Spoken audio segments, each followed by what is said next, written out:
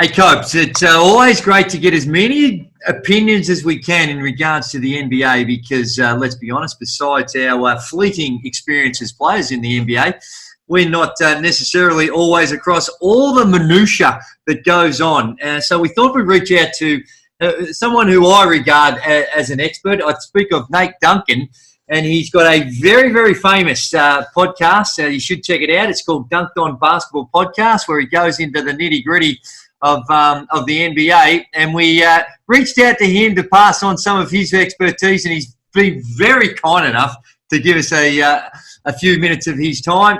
Nate, welcome to the Alley-Oop Podcast. Thanks for having me, guys. Always good to be on and talk some NBA. Yeah, it is, and there's a lot going on in the NBA. The NBA finals are going on, and we want to pick your brain about some of the issues that that has unfolded. But also hoping to get a little bit of an insight into some of the details of how decisions are made, how general managers and coaches and formulating their teams. Because sometimes we look at some trades and we scratch our head and say, what the hell's going on? And we don't always have all the details. So hopefully you can enlighten us. But firstly, just tell us a little about yourself and how your passion and your knowledge has come about to lead you where you're at. Well, I have a cat. You can probably see see her right now, actually. So my background, I mean, we were talking about it a little bit before the show. I played high school ball in the Chicago area growing up, and I became a lawyer after college, but I always had a great interest in the NBA, and I loved statistics. I loved salary cap, and I just loved basketball and coaching the X's and O's of it. Just from my limited playing experience. And so I started basically my own site when I was still working as a lawyer, and eventually that took off into this podcast that I started in 2015. And so now we've been over 5 years of doing this podcast. We try to brand it as the most detail-oriented NBA covers that you can get. Wow. Hey, now, have you worked with any specific teams, or you work with everyone in the NBA?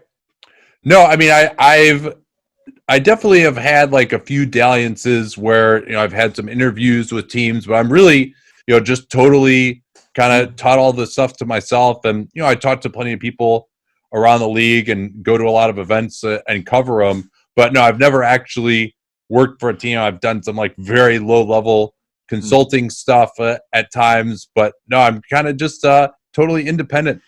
And you're an analytics guy, and Copes and I, throughout our journey of discussing everything hoops, we don't always buy into the analytics. Sure. And say how the mid-range is the coaches now shying away from it because it says it's a poor shot, and we feel doesn't always equate to the skill sets of an individual. Like some players, they're just better at the mid-range, yet that's being coached down a lot of these guys. What's your take, and try and convince us that the analytics should be the be all and end all? Yeah, so I mean, there's a lot of things to what you said, but I mean, we could talk about the mid range first, and then the analytics movement as a whole. I think really what kind of gets lost in the discussion about the mid range is it's really where the mid range reduction has happened. It hasn't really been guys who are creating their own shots. Like the best players in the league, your Kawhi Leonards, those type of players, like there's still always going to be a market for creating your own shot in the mid-range, at the end of the clock, at the end of the game. And those shots really have not gone down that much, right? I mean, you guys know it. Like sometimes the offense breaks down, you don't get that great shot you want. And so you got to create something one-on-one at the end of the clock, right? You only have 24 seconds for a shot. So those shots actually haven't decreased that much. What's decreased is the spot up looks, right? So now when you're spotting up, you don't get like, the center spotting up from 17 feet, right? Like you want the guys to be outside of the 3-point line. And that to me is much better for a couple of reasons. I mean, number one is, it's better for your shot to be worth 3 than 2, right? If you shoot 40% on a mid-ranger and you shoot 35% on a 3, the 3 is a better shot every time, just by the numbers. But the other thing nobody talks about, and again, like this is how you kind of, people are like, oh, it's analytics or it's watching the game. You have to bring both approaches together, right? So you guys have played, I'm sure you have many times where you were the best player on your team. And so sometimes the other guys are just standing around and they're in your way, right? Right? Like if you're trying to create a shot. So not only is it about if you throw it to this guy, his shot's worth 3 instead of 2, it's you're just out of the way now, right? Like you're pulling your man out of the way. So now because of that, the 3-point revolution, the guy with the ball has so much more room to work as well. So that's a big part of it of just if you're just standing around at 15 feet, now your guy can help so much more, right? So it's really about putting the analytics and the play calling and the scouting all together, and that's why we've kind of seen the changes that we have. Do you think the Houston Rockets experiment has worked this year because they like shooting a 3? Yeah, so I think they've gone a little bit too extreme, and we really saw it against the Lakers in particular. And they went to like a James Harden post up, and I was like, well, that's shocking, like to see that. And particularly at the end of games too, that's the other time when I think the mid range can come back, right? Like I would say the Rockets are the one team where they're not even taking those mid range looks off the dribble, right? At the end of the clock. And so now they've made themselves a little too one-dimensional at the end of games, I think, because especially at the end of games, sometimes it's just about getting any kind of a bucket. It's not over the whole course of the game. Yeah, like you want to maximize your attempts at the number of threes, maximize your points per possession. But if it's a tie game, a 2 is just as good as a 3 for you if you're in the last 2 minutes of the game, right? So, yeah, I do think they've gone a little bit too far. I think they get a bad rap in some ways, but I think there is a place for James Harden to still get some of the mid-range looks that could really help him become, because I think against the best teams, he's not one-dimensional, but he's probably really two-dimensional, and you need more dimensions against the best defensive teams. As you know, we're in Australia now. Ben Simmons, tell us what you think about Ben Simmons. Should he develop more of a 3-point shot, or is he fine the way he is? So I think there's 2 aspects to it. I mean, it would be great if he could have a corner 3, because it goes back to where are you standing on the floor, right? Like, and if Joel Embiid is posting up, if he's standing under the rim also, there just isn't enough space for him to work, right? I mean, you go back to like Akeem and the Rockets, right? The 4 out around the guy posting up. So now you got to run far to double team, and you can set up a good shot. So that's one thing, is just, if he could at least have a corner 3 where in certain sets he could stand out there and have to get guarded, like that would be useful. But I think actually the bigger thing for him is to have that mid-range game that you talked about, because you can't put the ball in his hands right now, right? He can't run a pick and roll. You just go under on him every time, and unless he gets all the way to the rim, it's not useful, right? Like he only has the one dimension. So if he could just shoot like, a mid-range jumper if he needs to, especially at the end of games, right? Put the ball in his hands. They're like, oh, we got Ben Simmons. He's the nominal point guard. But now we need like another guy. We need Jimmy Butler, or we need, they have to give the ball to Josh Richardson at the end of the game or something like. So I think actually the mid-ranger for him off the dribble, and same thing with Giannis too. That's another one where that shot enables you to be the ball handler at the end of the game in a way that it's tough for both of those guys right now. Yeah. And when you think of the Philadelphia 76ers, and word has it that Mike D'Antoni is a candidate to pick up that job, but you look at their roster and you say, well, surely D'Antoni can't be bringing that same methodology that he's used at the Houston Rockets to this lineup with the Philadelphia 76ers. It doesn't seem to match. No, it really doesn't, and maybe there's some indication that there could be personnel changes. But yeah, I mean, Mike D'Antoni, as always, his offense has been built around great ball handlers, and the Sixers don't really have that. Now, I do think he gets a little bit of a bad rap because he did change his philosophy. It's always built on spacing. Yep. But now, they went to the ISO stuff a lot more with Harden. It used to be pick and roll every time, spread the floor, going back to the Nash days, and even his first year in Houston.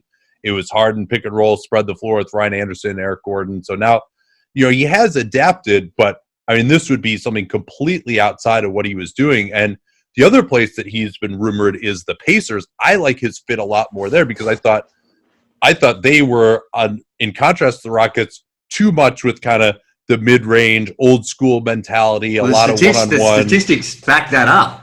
Yeah, exactly. So I think he could make the most difference there. You've got like a guy in Miles Turner who I think could be unleashed a little bit more as a floor spacing weapon. They haven't really done that much with him. So I think he could make the most difference in Indiana. I totally agree with you. I'm not really sure what philosophy he could bring offensively to Philly.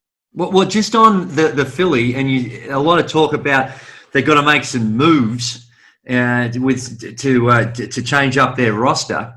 But they've got some really big ticket items, with Simmons, Embiid, Tobias Harris. What type of flexibility do they have in regards to trying to make some changes if you want to keep a lot of those guys? Yeah, they got about as much flexibility as an 80-year-old man right now.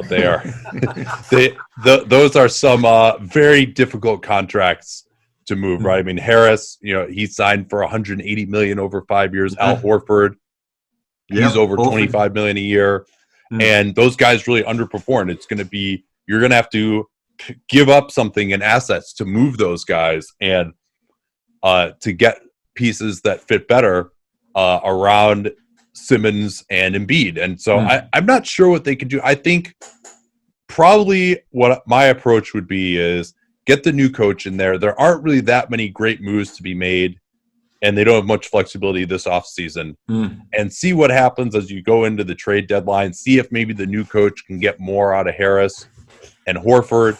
And if that doesn't work, then maybe you think about making more of a move at the trade deadline. I predict it to be a very busy 2021 trade deadline because with all the uncertainty, it's kind of hard to make moves this offseason. Going into that 2021 offseason, everyone will kind of have a better idea of what the cap's going to be and what the economic situation in the league is going to be.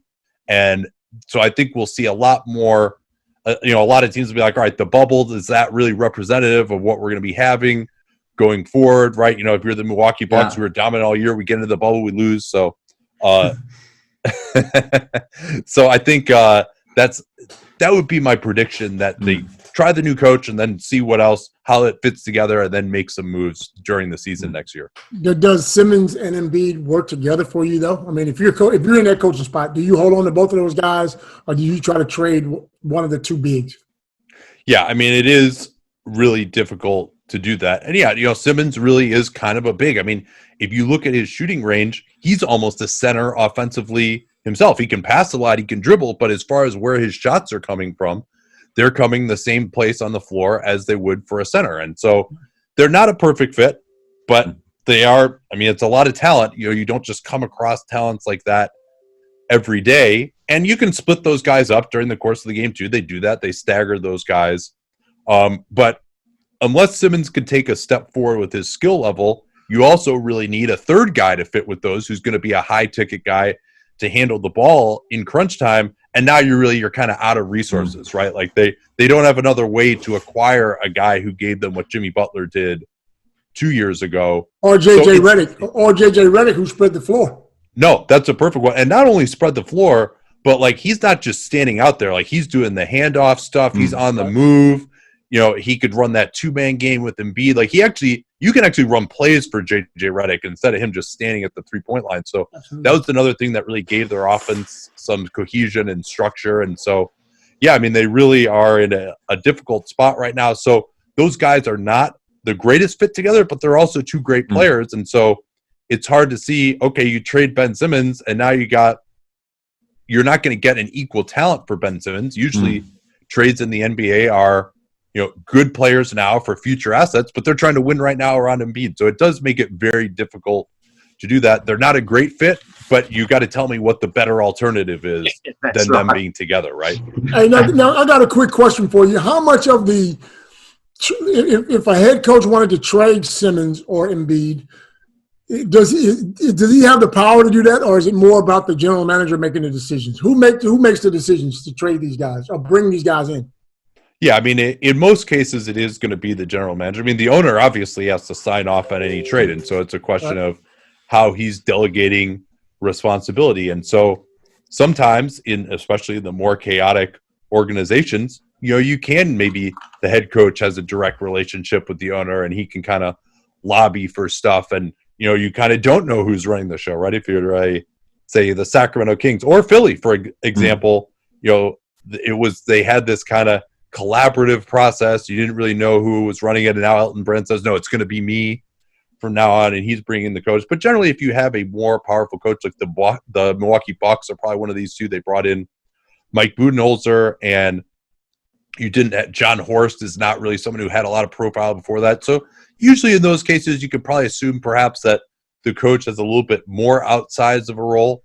Whereas, in, say, Toronto or Houston, where you've had these general managers around for a long time, those guys are generally calling the shots. And so it's just a question of, the coach can lobby for his guy, but ultimately the GM makes the decision. Or is the coach doing an end run around the GM? And that's a hallmark of a bad organization to me. Right. Well, I guess the big one, when you think of the authority, we always assume that Doc Rivers was one of those untouchable guys. My man Leonard Copeland, who you see on your screen there, Nate, is very upset with the work that Doc Rivers has put in over the last couple of seasons. No, I'm not upset with the work he's done. I'm upset with the way he's played his players in the playoffs. Yeah, but when you think of the Clippers and Paul George, Kawhi Leonard, if you're just looking at the results, and I know this is a crazy season, but if you're just looking at the outcome, made no improvement from what they did the season before.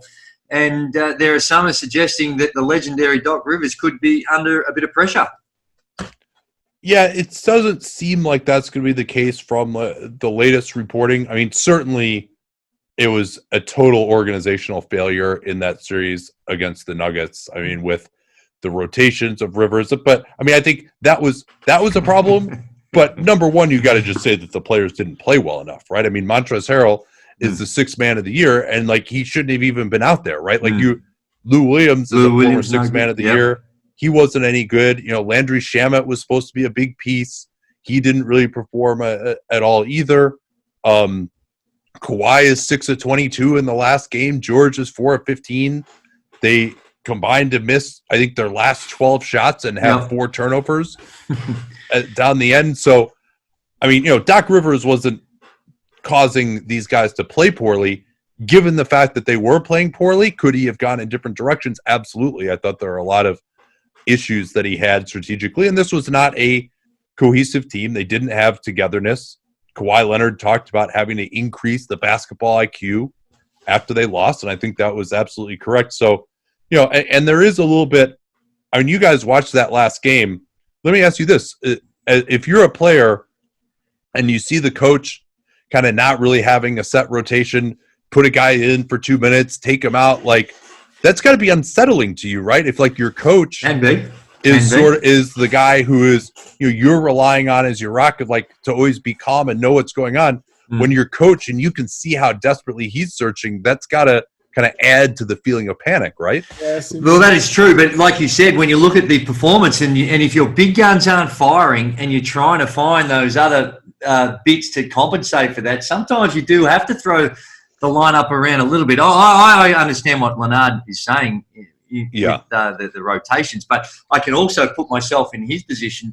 At the end of the day, the way this league operates, if your main guys aren't performing to an elite level, you're going to be found out. You've got to come up with something different.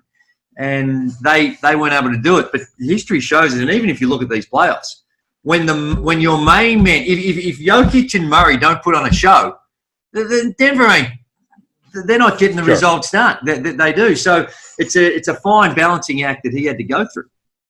I agree with you in large part. I think the biggest problem that they had was they didn't put Kawhi and Paul George in a great position to succeed in a couple of ways. And I mean, number one was, I thought, particularly with Harrell out there, he's not giving you much on offense, and defensively he's just getting killed. And so they go with JaMychal Green at center. They build the lead out. They're up 12 late in the first, 54-42. And then JaMychal Green's only played 10 minutes. They take him out and go with Harrell instead. And why not just stay with Green? Because when you're spacing the floor, Jokic is just hanging out around the rim. He's too slow to guard someone on the perimeter.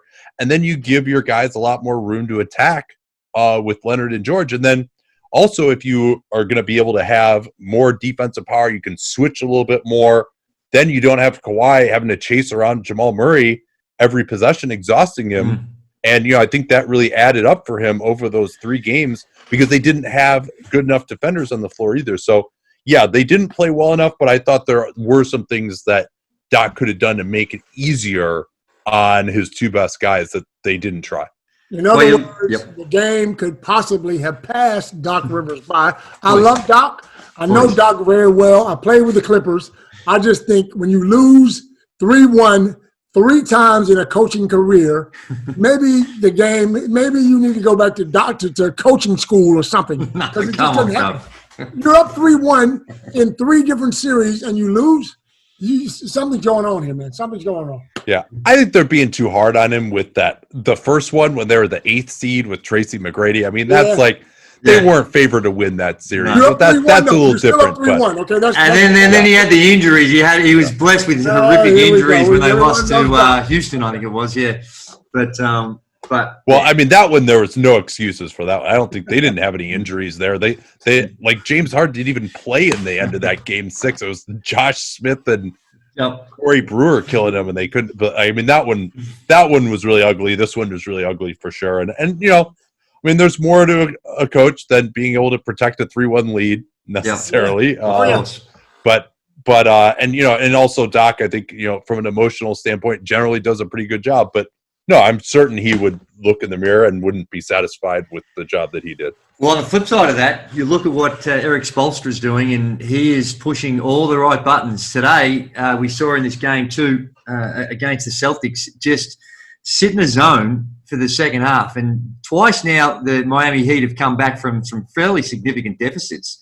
And he's been able to push the right buttons and call the right plays and get the job done. If you're talking about coaching excellence in the bubble and in the playoffs, he's got to be at the top of the tree. Yeah, that 2-3 is something that they really hadn't broken out much until now. And you got those long guys at the top of the zone. They put in Derek Jones Jr. and they got Crowder and they've got Jimmy Butler. And they're, think of how many steals those guys got just kind of roaming around.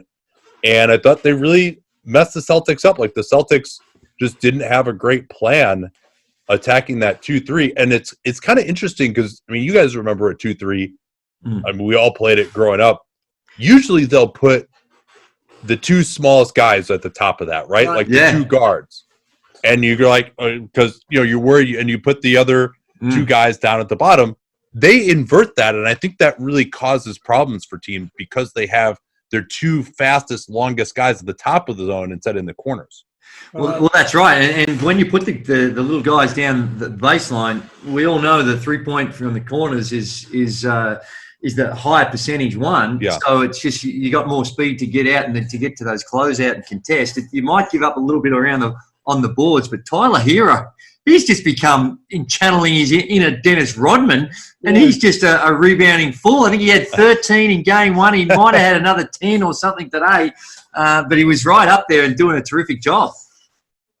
Yeah, no, he's been really impressive. I mean, that 3-pointer that he hit when they're down 5 with a minute left in game 1 is one of the underrated shots of that. And, for him to not get taken advantage of defensively, I mean, people see him. He's got the little wingspan in the draft. He was told that, like, oh, yeah, I have a negative wingspan. He's like, I never knew that. Like, I just go out there and I compete. And most guys like that can't do anything defensively, but he actually holds up okay. And then he's continuing to grow as a pick-and-roll player, and he's been a stalwart for them at the end of these games. Nate, I got a question for you. Were you quoted as saying you think the Greek Freak should go to Dallas? Is that right? Well, so if his goal is to just win as much as he can, if that's your only goal, obviously there's many other factors that go into this. Yeah, that's where I would go, because think of the fit there. You've got Porzingis spacing the floor. Yeah. Giannis can be the guy who pushes in transition. He could be the roll man. And you've got Luka setting him up. So now he doesn't have to be the guy at the end of games. I mean, that trio just fits incredibly well together. You can play very similar defense to what the Bucks do. Just put Porzingis in that Brook Lopez role. And assuming that Porzingis could stay healthy, I mean, that trio would be an unbelievable building blocks. And they're all, 26, 25 or under as well. So that trio could dominate for 5 or 10 years. Man, we could put you in that spot with Luka and Porzingis right now because they're going to be very good. Well, the thing about if you went with that with someone like Giannis, you're also weighing up and saying, well, does that take away? It would require significant sacrifice by those other two if you're going to. Of course. I think it takes the ball out of Duncan's hand. Doesn't that take the ball out of Duncan's hand a lot more and take away from his game? Yeah, I mean, I think they probably would split those guys up over the course of the game. I mean, Luka, he basically is controlling the ball more than just about any player in NBA history right now, and I do think that it's tough. Like he and Harden, he's running a pick and roll on every possession, and that's I think to really be a winning team, that's a little bit too much of a burden, right? And so have him save a little bit more energy. And, he can shoot the ball as well, so he can play off the ball a little bit also. So, I mean, he's still going to be the main guy at the end of games. There's still plenty to go around there. But, he could use 34% of their plays instead of 38% of their plays. I mean, that's just like one of the highest numbers in NBA history. And so I think if you can just spread it around a little bit more, get some more ways to attack, ultimately that can only help them.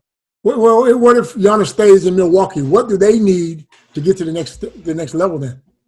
An owner who's willing to open the checkbook is a big part of that for sure. Well, he has said that apparently in their exit meetings, he said he's prepared to go and do. But what kind of player though? What kind of player do they need though? That's going to help them to get to the next level though. I mean, you score you win more games than anybody in the regular season. You think they'd be playing better than they did in the playoffs? Yeah, I mean, two things. They run basically the fewest pick and rolls in the league, and we know it's a pick and roll league.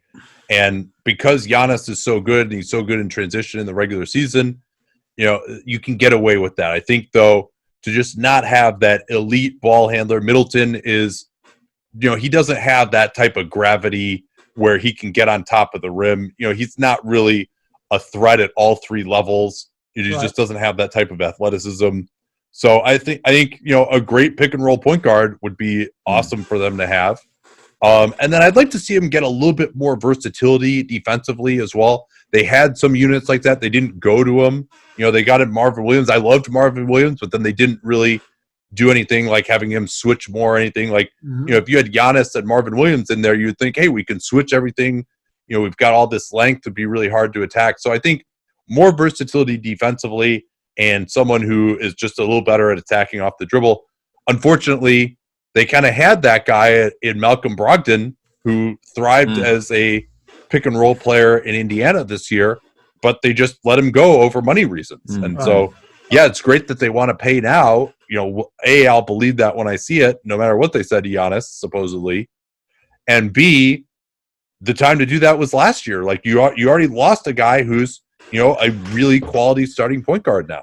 Yeah. Well, is it possible, if you're an owner, is it possible to be an elite team if you are not prepared to go beyond the salary cap and get into that taxation area, which we want to explain in a little bit, but just in general, do you see a scenario in the current rules where you can actually be an elite team without doing what you're saying that the Milwaukee Bucks have to do? So I think you can do it right at the beginning of your run, right? Where most championship teams, you're going to have players who develop in an unexpected way, and maybe they're on a cheaper contract at the beginning. And, Brogdon was one of those players, right? And he was a second round draft pick. He's making like, $1 million a year, basically. But then, the time comes that you have to re-sign those players. And that's when they've performed well enough to get you to a contending level. If you want to keep that window open, that's when you really have to be willing to pay. Or maybe you have to make a trade where you take on a little bit of money.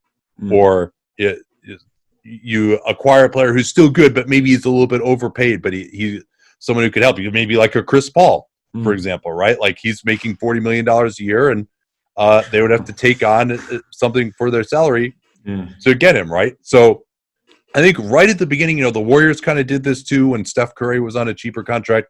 you can maybe be a contender for a year or two, but once some of these guys' contracts come up and you got to pay them because they're playing at a championship level, that's when the commitment to spend really comes in. And just talk us through what the salary cap is now, and they're talking about, because of COVID and all the issues, what some of the issues these teams have to contend with. Yeah, so probably what's going to happen is that they are going to stick with about $109 million, which is the cap for this year as well.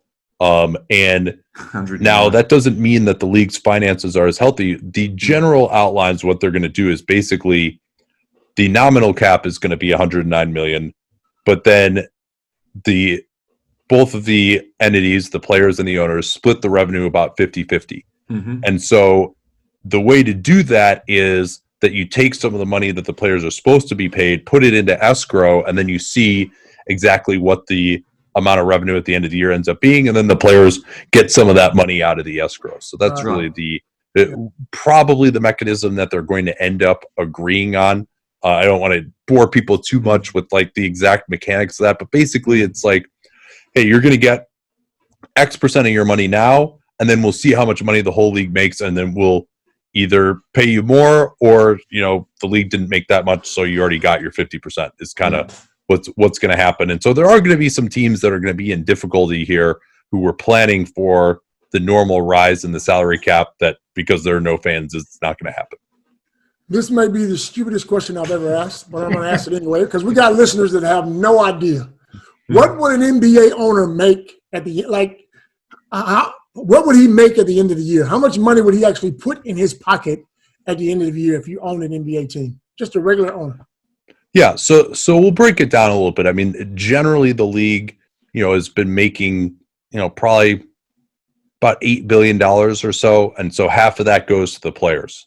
And it really depends as an individual owner what your salary is, right? Because you've got the national TV contract, you've got your own TV contract, and that's going to, a big part of the difference is, from say the Lakers to the Memphis Grizzlies is, well, the Lakers get about $200 million a year from their local TV contract, and the Grizzlies get 10. Yeah. So that is a big difference, obviously. And then, you're going to get more fan revenue from a richer area and a better team as well. Then, though, the high revenue teams have to share some revenue with the lower revenue teams like the Grizzlies. So, the Lakers are going to be cutting a check to those teams that's going to get spread out among them. And so every team kind of has a pretty good idea of what their revenue is going to be. Right. And the question then becomes, well, how much are you paying in salary, right? So the minimum that you're allowed to pay is 90% of the salary cap. And, generally teams could have to pay. And so that's call that about $100 million. Or you might have, if you're way into the luxury tax, you're paying over $200 million in salary. So, I mean, there are teams that will probably lose 20 or 30 million if you're really trying to contend and your owner is just like, hey, I really want to win. We'll do that. Or there's teams that might make, probably 60 or 70 million, like the Bulls, right? They generally have a pretty cheap roster and they have a huge market and a great TV contract and still have sellouts because Michael Jordan played there 20 years ago. They're probably pocketing $70 million a year. That's crazy. Other teams might be losing 20 million, 30 million. That's probably the most anybody is losing. But that's also, then you throw in some things like, they get to all these tax benefits from depreciating the salaries of the players and stuff like that. And so, the fact, and the team continues to appreciate in value. So the idea that you lost 20 million in cash, that might be true, but there's also like little things that mitigate that. So always be a little wary when an owner is like, yeah, we lost money this year, because you can say that any way you want to. Of course. Well, with this league goes out of its way to try and bring about the parity and give everyone a equal chance of success. Salary cap, drafts, other mechanisms that are put in place. But we see some small market teams do quite well over the years, but at the end of the day, it's the big markets that usually prevail. Do you think that that's just inevitable? That's just a fact of life? No matter what sort of system you're going to be putting in place, it's always going to be the big market teams that have the advantage? Well, I think it's certainly possible to do well, as you noted, with a small market. And you can ask Knicks fans about whether it's possible to do poorly when you're in a big market, right? Of course. So, no, certainly, you're born closer to the goal if you're a big market team. Free agents want to go to LA or New York or now the Bay Area. But, remember before Joe Lacob took over the team, the Golden State Warriors were a complete joke, right? Yeah. And the Knicks are a complete joke now. So, yeah, it is easier. I mean, I think the only thing that really matters, though, is whether you can get a big free agent to go there. And not that many teams, championship teams, are built with, a big free agent going somewhere, right? Like the Warriors teams, those are pretty much home built. And then they added Kevin Durant later, but they already were a championship level of team. And so I think it becomes more of an issue now as there is more player movement perhaps than there used to be. But so, I mean, I'll put it this way, right? I mean, there's, if you compare the NBA to, say, like European soccer, right? Like if you're the 20th highest team in revenue in the English Premier League, you got no chance basically, unless you're, Leicester City is like a, crazy once in a lifetime example. But if you're the San Antonio Spurs, like the NBA has given you the tools to where if you are well managed, you can compete, and it's never going to be equal among everyone, but the NBA probably has just about the fairest league that is out there in the world, I would say. You spoke about the Knicks. Why are the Knicks so bad? What if you could change something about the Knicks, what would you change? What's he saying? The fish rots from the head or something? I just want to know. But they're in a big market. They got money. I mean, everyone loves New York. Why are the Knicks so bad? What would you change? Yeah, well, obviously it starts with James Dolan being a little bit crazy, and some of the hires that he's made have been really bad, and then he's interfered with what a lot of those hires have wanted to do as well. And so that's the biggest thing that you can point to. But the other crazy statistic that you can point to with the Knicks, and this is their drafting, their trading away at draft picks. The New York Knicks have not agreed on a rookie scale contract extension since Charlie Ward in the 1990s. Wow. Anyone. Is that right? They've had 20 years of drafting. I mean, even Kristaps Porzingis, who was supposed to be that guy, they traded him away. So 20 years of drafting, and you never had anybody who really contributed to the team. It's a hard way to make a living. But what's the explanation for that? Is that just poor management, or is it the players they don't want to live? What's the because that is an incredible stat. Yeah, I mean, they've traded away a lot of picks. I mean, they traded away the picks that became, number 2 pick that was LaMarcus Aldridge in 2006, and they traded away Joakim Noah in 2007, and they traded away a first rounder to get Andrea Bargnani, and they traded away a first rounder to try and get LeBron James in free agency to open up cap space, and that didn't work. So they traded away a lot of these picks, and then they haven't had the greatest luck in the draft either. And when they have had it, other than Porzingis, they've made pretty poor picks as well. Wow. Do you see now with this next incarnation of the Knicks? I mean, you're going to need a bit more body of work to think that they have come out of this. But do you see sort of any light at the end of the tunnel for the Knicks fans? They can't cut a break with the draft. They don't seem to be able to cut a break. No, I mean, and they got the number 3 pick last year, RJ Barrett. He's been a disappointment to a lot of people so far. You kind of struggle to see how he's going to be an efficient offensive creator. And, their pick is pretty low this year as well. I mean, a big question to me is going to be, they have cap space this offseason.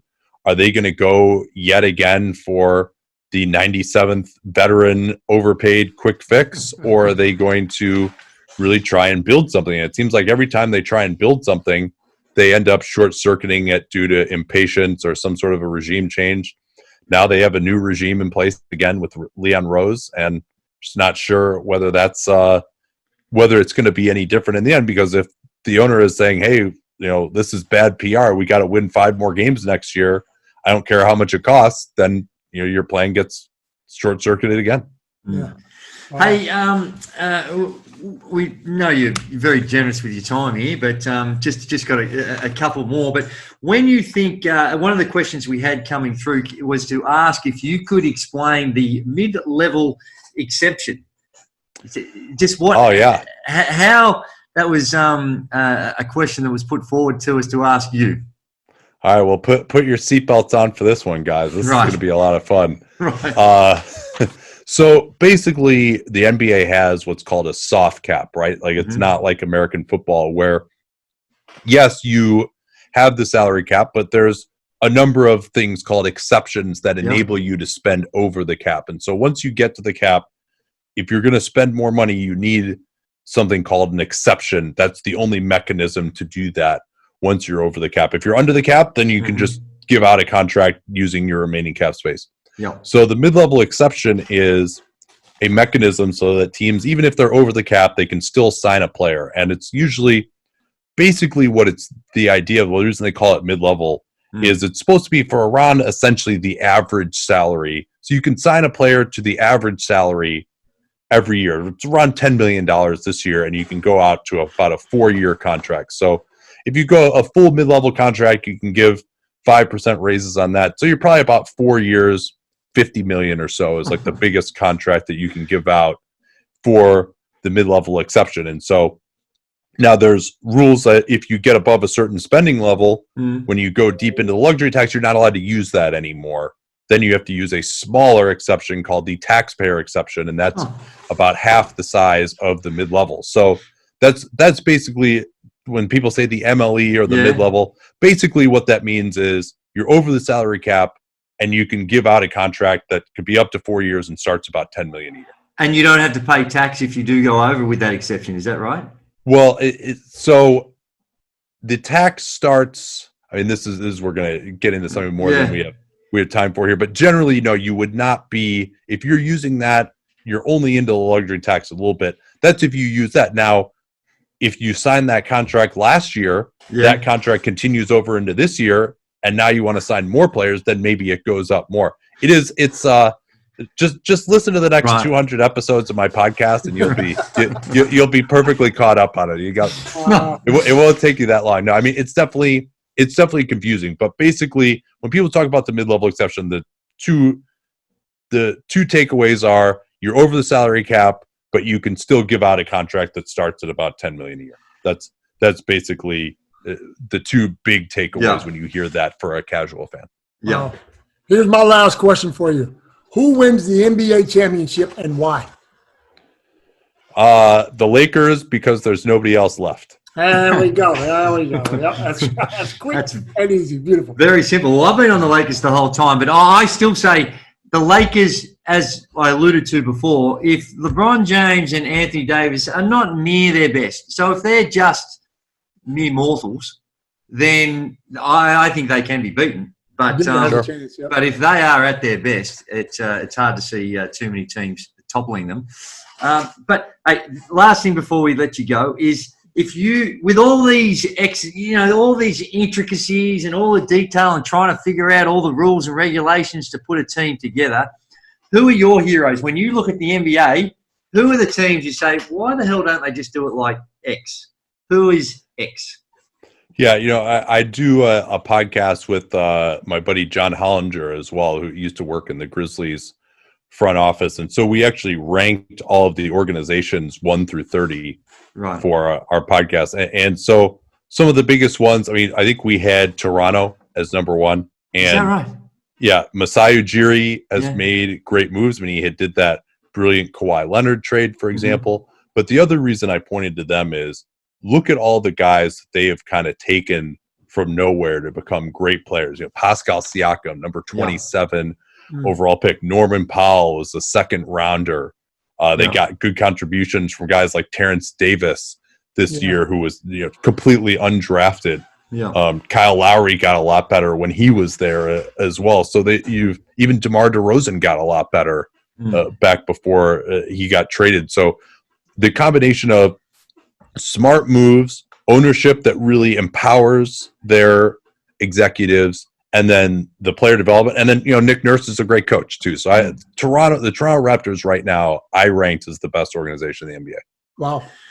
Well, there we have it. Nate, you're a good man to give us a little bit more time than we anticipated, and you've done it. It was fun, man. Thank you. Great grace, and we're all about learning because we love Australia absolutely loves the NBA. I think it's still, when it comes to their NBA League Pass, where you can subscribe per capita, the number one country in the world per capita for subscription. So we absolutely love our NBA, but a lot of us don't, even though we were involved in it, and we still don't know a lot of the intricacies of it. But it's been a lot of fun, and hopefully over the journey that we haven't annoyed you too much, that maybe if we've got a question or two, we can give you a buzz and you can jump on and keep educating us as we go along.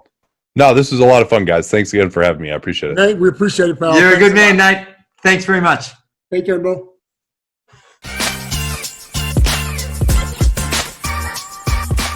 This has been a No Filter Media production. Say what you want.